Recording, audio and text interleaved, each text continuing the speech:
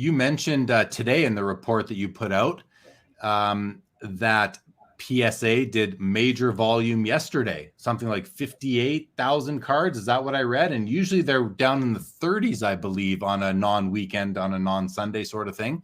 So that sounds like a big day. I actually went and I did some math. I went, okay, so you got, I'll grab out my big accountant calculator here. You got 58,000 cards. You divide that by how many graders work at PSA? I don't know. Let's take a guess. 100, just for fun. No, I think 100. I think that's pretty close. What's that? I think that's pretty close. Okay, so guess is 100. That's 580 cards per grader in the day. If they're probably working overtime right now to get through the backlog, so they're working 10-hour days. That's 58 cards an hour. That's just under a card a minute.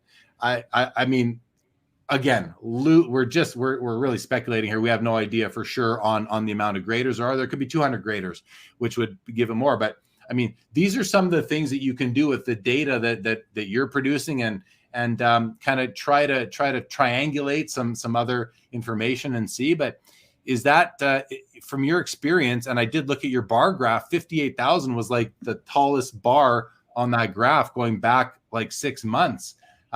Any idea why or how, or maybe a group of new hiring class of graders kind of graduated to grading now? Like, how do you explain that?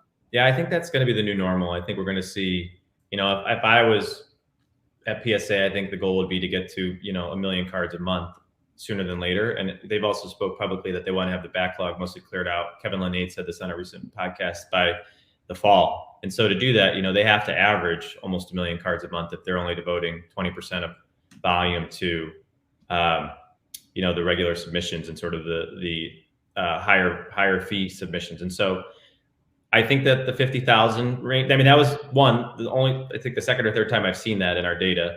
So it's definitely jarring to see. And also I think it is. I think there's November, December, they're subject to all the different things we have been, which is, you've seen COVID spikes. You've also seen, obviously there's the holidays and vacations and all this stuff. So I think they're probably up to full speed right now.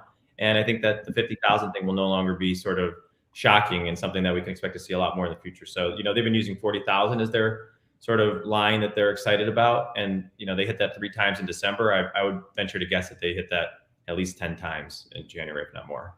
Yeah. Okay. Well, time will tell. We'll see. I think the people in the backlog are excited to see those numbers. So